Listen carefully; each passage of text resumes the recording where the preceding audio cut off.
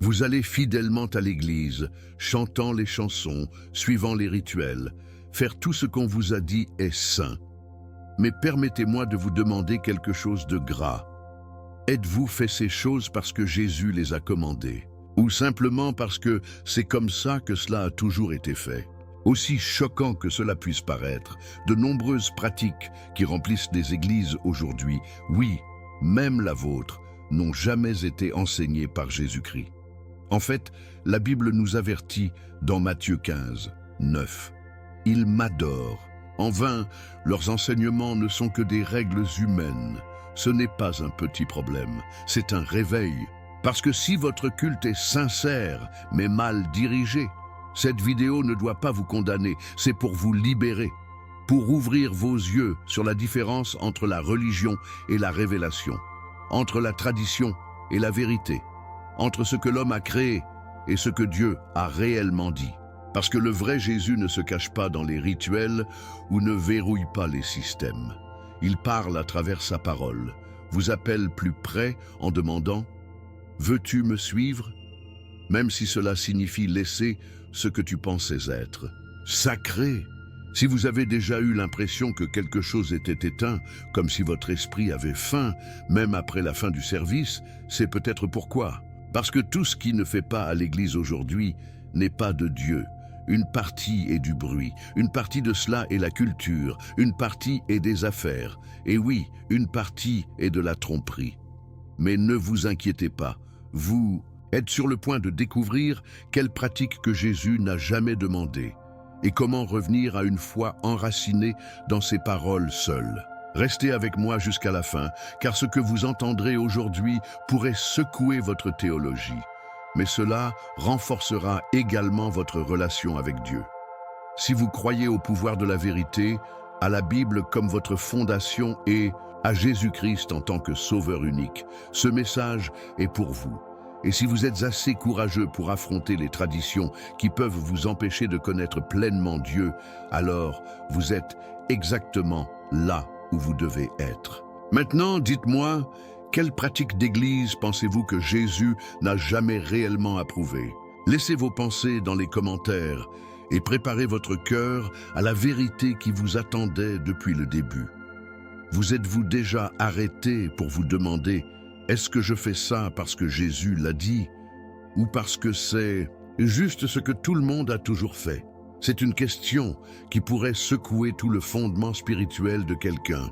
Mais soyons honnêtes, de nombreux croyants, même les plus sincères, se retrouvent pris dans des routines religieuses sans jamais vérifier si ces pratiques ont été réellement enseignées par Jésus-Christ.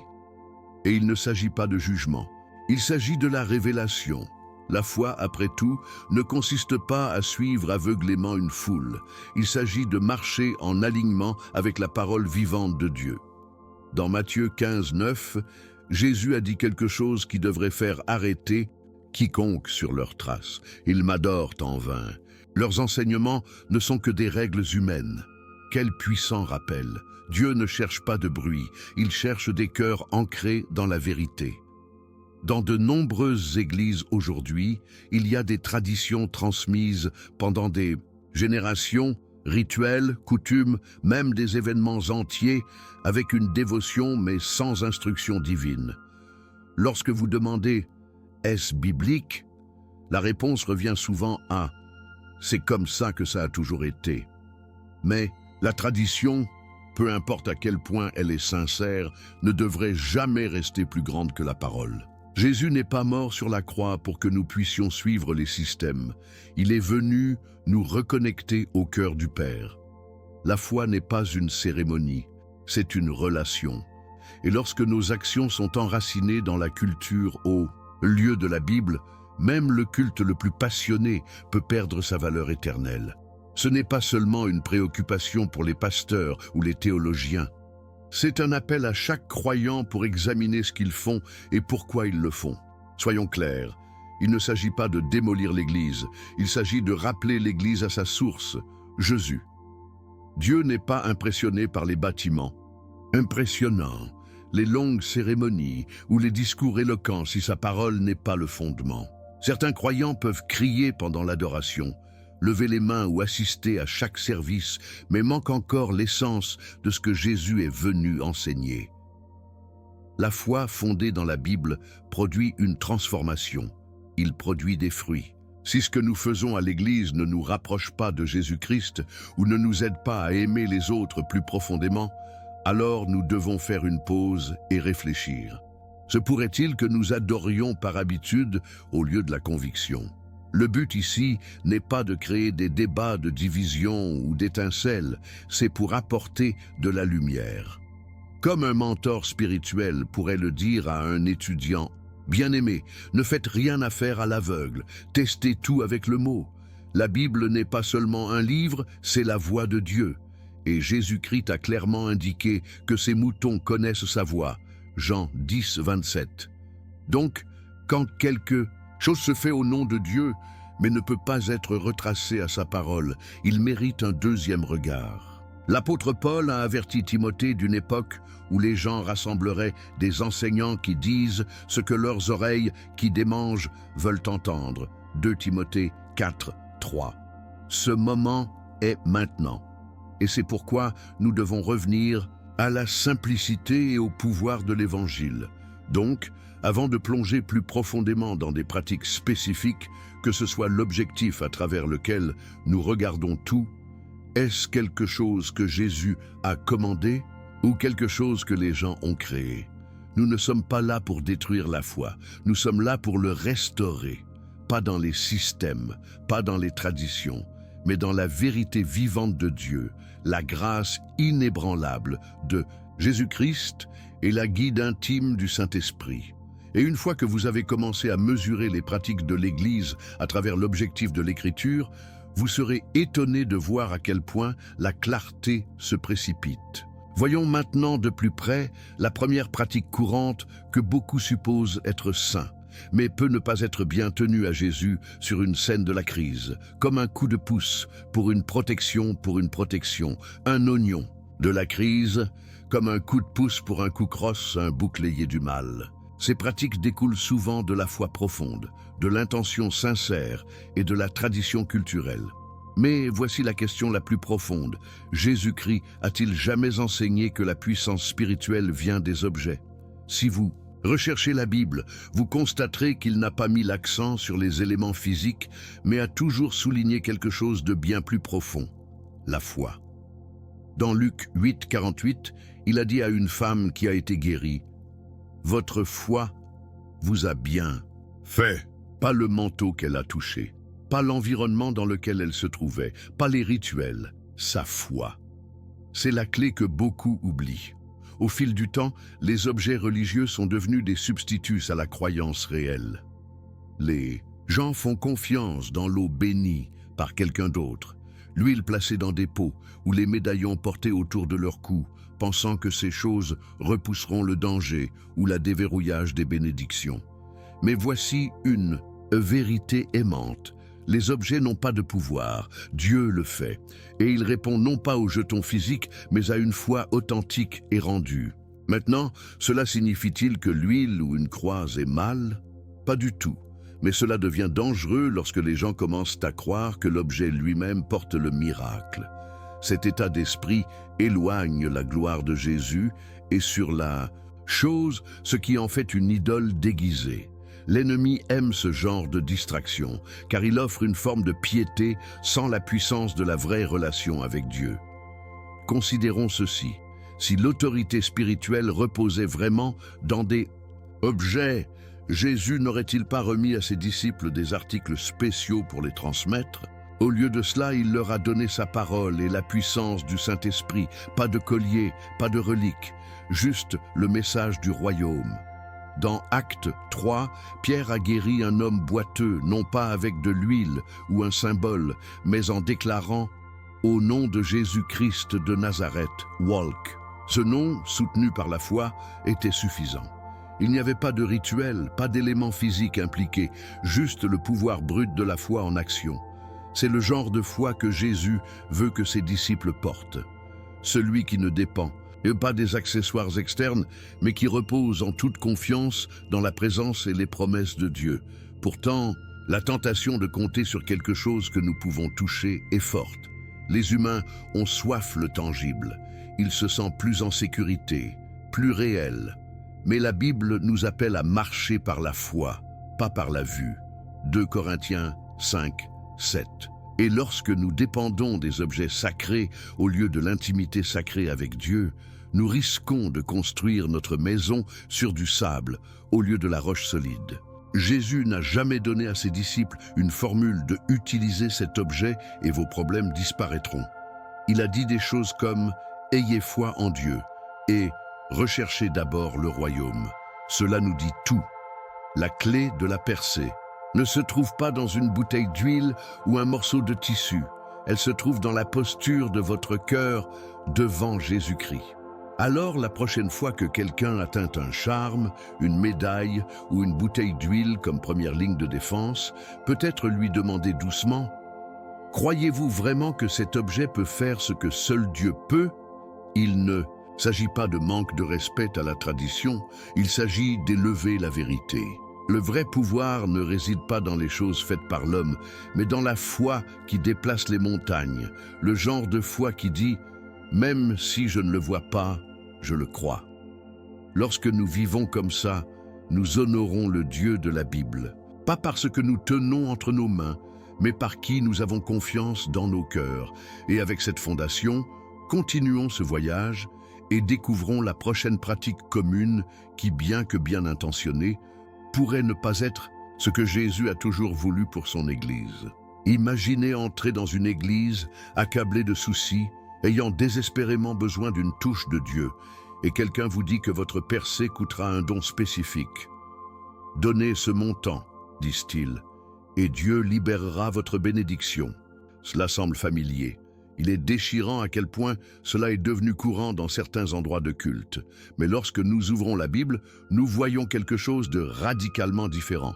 Jésus-Christ n'a jamais posé de prix sur les miracles.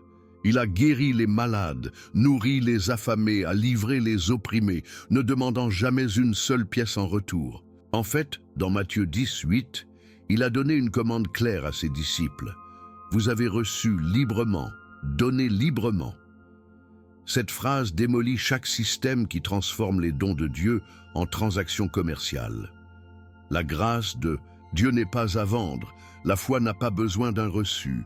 Mais dans de nombreuses églises aujourd'hui, les prières ne sont offertes qu'après que des offres d'amour sont données et les bénédictions sont déverrouillées en fonction de la taille de la contribution de quelqu'un. Cela crée une culture où les gens commencent à penser que Dieu écoute les riches ou que la faveur divine peut être achetée comme un produit. Cela ne pourrait pas être plus éloigné de la vérité. Dans Actes 8, Simon le sorcier a tenté d'acheter le pouvoir du Saint-Esprit, offrant de l'argent aux apôtres. Mais Peter le réprimanda brusquement en disant « Que votre argent périt avec vous, parce que vous pensiez que vous pouviez acheter le don de Dieu avec de l'argent. » Actes 8, 20. Ce moment est un avertissement bruyant et clair. La puissance de Dieu ne peut pas être achetée, elle est sacrée. Maintenant, ne vous méprenez pas. La donnée est biblique. La générosité est un principe enseigné tout au long des Écritures. Mais il y a une différence massive entre donner de l'amour et être manipulé pour donner de la peur. Dieu aime un donateur gai. 2 Corinthiens 9, 7, pas quelqu'un contraint de fausses promesses. Jésus n'est pas mort sur la croix afin que les pasteurs puissent construire des empires ou vendre des miracles. Il a donné sa vie librement afin que tous puissent recevoir le salut, la guérison et la paix sans coût. Lorsque l'Église commence à fonctionner comme une entreprise au lieu d'un lieu de culte, quelque chose de sacré est perdu. Et malheureusement, de nombreux chercheurs s'éloignent désillusionnés, pensant que Dieu est éloigné, alors que, dans la vérité, il a été proche du début. La foi ne devrait jamais se sentir comme une transaction. Quand quelqu'un fait mal et cherche la prière, la dernière chose dont il a besoin est une liste de prix. Ils ont besoin de compassion, ils ont besoin de Jésus. Ils ont besoin de savoir que Dieu entend le cri de leur cœur, pas le jingle de leur portefeuille. Pensez à la femme avec la question du sang dans Luc 8. Elle n'a pas payé la guérison. elle n'avait pas besoin d'un forfait de bénédiction. Elle a simplement touché l'ourlet du vêtement de Jésus dans la foi et a été instantanément fait entier. C'est le genre d'accès que chaque croyant a, non pas à cause de l'argent, mais à cause de la croix. C'est l'Évangile, c'est le cœur de Dieu. Donc, si on vous a déjà dit que votre miracle avait un coût monétaire, écoutez ceci, c'est un mensonge, une manipulation, une distorsion de la vérité de Dieu. Le vrai Jésus ne facture pas les bénédictions. Il les offre librement à ceux qui croient. Il n'a pas besoin de votre argent pour bouger dans votre vie. Il a juste besoin de votre cœur. Alors continuons à avancer et à découvrir la prochaine pratique de l'Église qui peut sembler spirituelle à la surface, mais lorsqu'elle est placée sous la lumière de l'Écriture, révèle une histoire très différente. Arrêtez-vous un instant et demandons quelque chose de profondément personnel. Lorsque vous confessez vos péchés, à qui parlez-vous vraiment? Dieu ou tout? Simplement un représentant. Dans de nombreuses églises aujourd'hui, il a appris que l'on doit avouer les péchés à un prêtre afin de recevoir le pardon. Il se sent structuré, voire sacré. Mais qu'a dit Jésus-Christ à ce sujet? Selon l'Écriture, le pardon est un échange direct entre le pécheur et Dieu.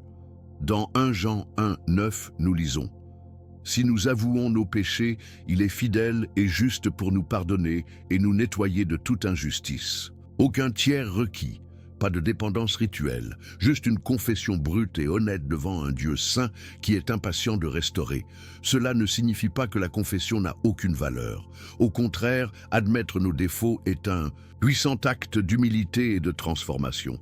Mais au moment où nous faisons un être humain le portier de la miséricorde de Dieu, nous parcourons un sol dangereux. La Bible est claire. Il n'y a qu'un seul médiateur entre Dieu et l'homme, Jésus-Christ. 1 Timothée 2, 5.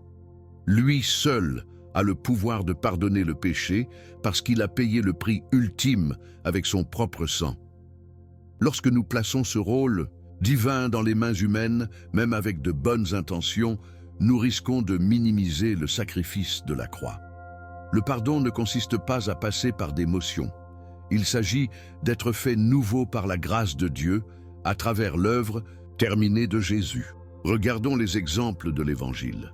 Lorsque l'homme paralytique a été abaissé à travers le toit dans Marc 2, Jésus ne lui a pas dit de trouver un prêtre. Il l'a regardé et a dit « Fils, tes péchés sont pardonnés ». Ce moment a secoué les chefs religieux parce que Jésus faisait ce que seul Dieu pouvait faire. Et pourtant, c'est exactement le point. Jésus est Dieu. Il ne redirige pas les gens vers les autres, il les invite directement à lui-même. Cette invitation est toujours ouverte aujourd'hui. Vous n'avez pas besoin d'une robe ou d'un rituel pour être propre. Vous avez besoin d'un cœur repentant, de la foi dans le sang du Christ et de l'humilité pour crier à celui qui sauve. Certains peuvent soutenir, mais parler à un chef spirituel nous aide à guérir. Et oui, il y a de la sagesse dans la recherche d'un avocat. Jacques 5, 16 dit « Confessez vos péchés les uns aux autres et priez les uns pour les autres afin que vous puissiez être guéris. » Mais remarquez la différence. Il ne s'agit pas d'un système, il s'agit de la communauté. C'est la responsabilité mutuelle, pas la hiérarchie spirituelle. Il ne s'agit pas de dépendre de quelqu'un pour atteindre Dieu pour vous. Il s'agit de se soutenir mutuellement dans notre marche de la foi. Il y a une beauté dans la vulnérabilité, mais elle ne devrait jamais remplacer la relation personnelle que nous sommes censés avoir avec Dieu lui-même par Jésus. Donc, si vous avez déjà eu l'impression que vous ne pouvez pas être pardonné, à moins que quelqu'un ne vous donne la permission, il y a ce poids. Jésus l'a déjà porté. La croix est le pont. La résurrection est la preuve. Et votre accès à Dieu est grand ouvert. Parlez-lui, criez vers lui. Confessez directement à celui qui connaît votre cœur mieux que quiconque. Parce que dans le royaume de Dieu, il ne s'agit pas de système, il s'agit de se rendre. Et avec cette vérité dans nos cœurs, entrons dans la prochaine pratique de l'Église qui pourrait sembler spirituelle à la surface, mais cache un département subtil de l'Évangile. Entrez dans certaines églises aujourd'hui et vous pourriez penser que vous êtes arrivé à un concert ou à une production théâtrale. Des lumières, des machines à brouillard, des danses chorégraphiées, des performances dramatiques, tout, censé susciter l'émotion et attirer la foule. Mais voici la question de l'âme. Ces éléments nourrissent-ils l'esprit ou divertissent-ils les sens? Il n'y a rien de mal à la créativité ou à l'excellence dans la présentation. Mais lorsque le culte se transforme en performance et que les sermons sont remplacés par des pourparlers de motivation, nous avons dérivé de la mission que Jésus nous a donnée. Dans Matthieu 28, 19-20, il a chargé ses disciples de faire des disciples, pas du public. Le but de l'Église était de ne jamais faire de spectacle. C'était de prêcher l'Évangile, d'appeler les pécheurs au repentir et de pointer chaque cœur vers Jésus-Christ. Le divertissement pourrait remplir des bancs, mais il remplit rarement les âmes. Vous pouvez laisser un service chargé émotionnellement, en train de se sentir excité, mais inchangé. La vraie transformation ne vient pas d'une stimulation externe. Elle vient de la parole de Dieu pénétrant le cœur. Dans Romains 10-17, Paul nous rappelle « La foi vient en entendant et en entendant par la parole de Dieu ». C'est là que réside le vrai pouvoir. Pas dans la lumière des montres, non pas dans des moments émotionnellement chorégraphiés, mais dans la vérité intemporelle et non filtrée de l'Évangile. Lorsque les églises commencent à hiérarchiser l'attraction sur la conviction, le confort de l'appel et les applaudissements sur le repentir, nous échangeons un impact éternel pour la satisfaction temporaire. Pensez à la façon dont Jésus a prêché. Il n'avait pas besoin d'une scène, d'un microphone ou d'une toile de fond fantaisie. Il a dit la vérité dans les champs, dans les bateaux, sur les collines. Ses paroles ont traversé le bruit de la culture et des cœurs exposés. Il a appelé le péché, a parlé du royaume et a étendu la miséricorde aux brisés. Les gens ne l'ont pas suivi à cause d'un spectacle, ils l'ont suivi à cause de l'esprit. Et aujourd'hui, ce même esprit rappelle l'Église à la pureté de son message. Parce que lorsque l'Évangile est dilué, aucune quantité de production ne peut compenser l'absence de la présence de Dieu. De nombreuses églises justifient leur approche lourde du divertissement en disant « Nous voulons attirer les jeunes » ou « Nous devons rester pertinents ». Mais la pertinence sans révérence est une recette de superficialité spirituelle. Jésus n'était pas conforme à la culture, il l'a transformée. Et si son Église devrait aussi, il est possible de s'engager sans être théâtral, d'être excellent sans être vide. La clé est de s'assurer que tout ce que nous faisons indique Jésus-Christ, pas pour le talent humain. Parce qu'une fois que la musique s'arrête et que la scène s'estompe, que reste-t-il? Si ce n'est pas la parole vivante de Dieu, alors nous avons raté la marque. Voici donc un doux défi. Quand vous allez à l'église, que cherchez-vous vraiment? Une rencontre spirituelle ou une grande performance? Votre cœur est-il remué vers le repentir ou tout simplement momentanément excité? Parce que la vraie Église n'est pas mesurée par la façon dont nous nous sentons divertis, mais par notre transformation. Et quand Jésus est vraiment prêché sans filtre, sans peluche, vise le changement, les chaînes se cassent et se réjouit du ciel. Alors avançons et examinons une autre pratique profondément ancrée qui peut sembler inoffensive, voire honorable, mais qui pourrait en fait élever quelque chose au-dessus de la voix de Dieu. Il y a une phrase qui est tranquillement passée de génération en génération, souvent répétée sans beaucoup de pensée. C'est comme ça que nous l'avons toujours fait. Cela semble innocent, familier, même réconfortant. Mais spirituellement parlant, cela peut être dangereux. Pourquoi? Parce qu'au moment où nous élevons la tradition au-dessus de la vérité, nous commençons à remplacer la parole de Dieu par les routines de l'homme. Jésus lui-même a confronté cette frontière. Dans Marc 7,13, il a averti « Vous annulez la parole de Dieu par votre tradition que vous avez transmise, et vous faites beaucoup de choses comme ça. » Ce n'était pas une légère suggestion, c'était une réprimande. Lorsque la foi devient une liste de contrôle au lieu d'une alliance, quelque chose de sacré est perdu. Et trop d'églises aujourd'hui sont coincées à répéter ce qui a été fait, pas parce que c'est biblique, mais parce que c'est familier. Soyons clairs, les traditions ne sont pas toujours fausses. Ils peuvent avoir un sens, refléter la révérence et rassembler les gens. Mais lorsque la tradition devient intouchable, incontestable et immuable, même quand elle contredit la Bible, c'est quand elle devient un piège spirituel. Jésus-Christ est venu secouer les systèmes, pas pour construire des zones de confort. Et parfois, ce qui semble saint n'a rien à voir avec la sainteté. Par exemple, lorsque la culture de l'Église privilégie les codes vestimentaires, les rituels de cérémonie ou les coutumes répétitives sur les enseignements réels de Jésus, nous créons une illusion de foi plutôt que de cultiver une véritable obéissance. Dieu n'a jamais demandé des performances vides. Il a demandé des cœurs abandonnés et des esprits renouvelés. Pensez-y, à quand remonte la dernière fois que quelqu'un a dit « C'est ainsi que nous l'avons toujours fait » et l'a suivi? Avec les Écritures pour la soutenir, la plupart du temps, ils ne le peuvent pas. C'est parce que de nombreuses pratiques sont enracinées dans le design humain, pas sur l'enseignement divin. Et Dieu n'est pas honoré lorsque son nom est utilisé pour maintenir les systèmes artificiels.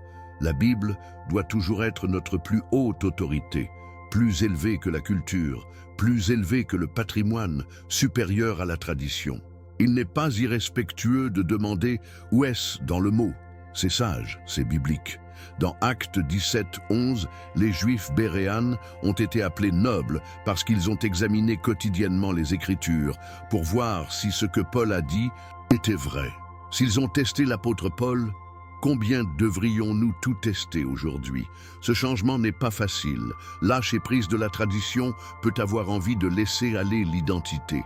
Mais quand Jésus appelle, il nous demande de tout établir, y compris les routines sacrées, si elles entravent la vérité. La foi ne consiste pas à s'accrocher obstinément à ce qui est vieux. Il s'agit d'être ouvert à ce qui est éternel. Et parfois, cela signifie affronter nos zones de confort. Certains croyants s'accrochent à des pratiques héritées en pensant qu'ils sont fidèles, alors qu'en fait, ils peuvent ignorer ce que Dieu dit vraiment à travers sa parole. C'est pourquoi nous devons laisser les Écritures interpréter notre comportement. Pas le comportement dicte notre interprétation des Écritures. Voici donc la question que nous devons tous nous poser. Suis-je en train de suivre Jésus ou de suivre la tradition? Parce qu'en fin de compte, nous ne serons pas jugés par notre loyauté envers les coutumes, mais par notre réponse à la parole de Dieu. Et si nous aimons vraiment Dieu, nous lâcherons quoi que ce soit, même quelque chose de chéri longtemps, si cela signifie marcher plus près avec lui. Dans cet esprit, allons maintenant vers le message final qui relie tout ensemble, un rappel sincère de qui devrait être le véritable centre de notre foi et de notre pratique. Après tout, il est dit et fait, après les traditions, les rituels, les habitudes et les débats, une vérité est inébranlable. Jésus-Christ seul est le fondement de notre foi. Pas un système, pas une dénomination, pas une structure artificielle, mais Jésus, la parole a fait chair, l'agneau qui enlève le péché du monde, celui qui a conquis la mort et nous a donné la vie éternelle. Dans un monde plein de bruit et de confusion spirituelle, sa voix reste la seule qui mène à la vie. Il a dit dans Jean 14, 6, « Je suis le chemin, la vérité et la vie ». Ce n'est pas une métaphore, ce n'est pas une suggestion, c'est la réalité. Et si nous disons que nous l'aimons, alors il doit être celui que nous suivons, même si cela signifie s'éloigner de tout ce que nous pensions être juste. Suivre Jésus n'est pas une question de réconfort, il s'agit de l'engagement. Cela signifie être disposé à remettre en question les croyances de longue date si elles ne s'alignent pas avec la Bible. Cela signifie avoir le courage de dire « Seigneur, je te choisis au-dessus des traditions dans lesquelles j'ai été élevé. Je choisis ta parole plutôt que les systèmes religieux. » Ce n'est pas une rébellion, c'est le renouveau. C'est le genre de foi qui plaît à Dieu, audacieux, obéissant et enraciné dans les Écritures. Et si jamais vous vous sentez perdu au milieu de tout cela, incertain de ce qui est vrai ou de ce qui est juste du bruit, revenez à ces mots. Lisez les évangiles. Écoutez ce qu'il a réellement enseigné. Parce que plus vous vous rapprochez de sa voix, plus il devient facile de reconnaître ce qui n'appartient pas. Peut-être que le message d'aujourd'hui a remué quelque chose dans votre cœur. Peut-être que cela a contesté certaines choses que vous avez maintenues pendant des années. Ça va, c'est la croissance. Dieu ne cherche pas la perfection, il cherche une reddition. Et Jésus n'est pas venu nous faire honte, il est venu nous sauver. Alors laissez aujourd'hui être un tournant. Pas envers la religion, mais envers la relation. Pas vers la tradition, mais vers la vérité. Que votre foi ne soit pas construite sur ce que les autres disent que Dieu veut, mais sur ce que Dieu lui-même dit à travers sa parole. Parce que lorsque Jésus est le fondement, tout le reste trouve sa place légitime. Voici donc un défi pour votre cœur. Si vous aimez vraiment Jésus, laissez-le diriger. Même si cela signifie abandonner ce qui semble familier. Même si cela signifie entrer dans quelque chose de mal à l'aise. Parce que ce qu'il propose en retour en vaut la peine, la perpasse qui dépasse la compréhension, la joie qui ne peut pas être ébranlée et la vérité qui vous libère. Et si vous ne savez pas par où commencer, commencez par lui. Ouvrez votre Bible, parlez-lui dans la prière. Demandez-lui de révéler ce qui doit rester et ce qui doit aller, parce que ceux qui le cherchent, le trouvez-le. Maintenant, je veux avoir de vos nouvelles.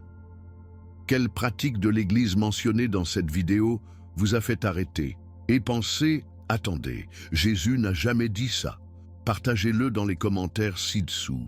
Votre reflet pourrait aussi aider quelqu'un d'autre à ouvrir les yeux. Et si vous avez faim de découvrir plus de vérité que la tradition a cachée, alors maintenant, c'est votre tour. Quelle pratique de l'Église vous a le plus surpris aujourd'hui? Y avait-il quelque chose que vous faites depuis des années, pensant que c'était de Jésus, seulement pour réaliser, ce n'est même pas dans la Bible, déposez-le dans les commentaires ci-dessous. Votre histoire pourrait aussi ouvrir les yeux de quelqu'un d'autre. Et bon, ne partez pas sans appuyer sur ce bouton souscrit et activer les notifications.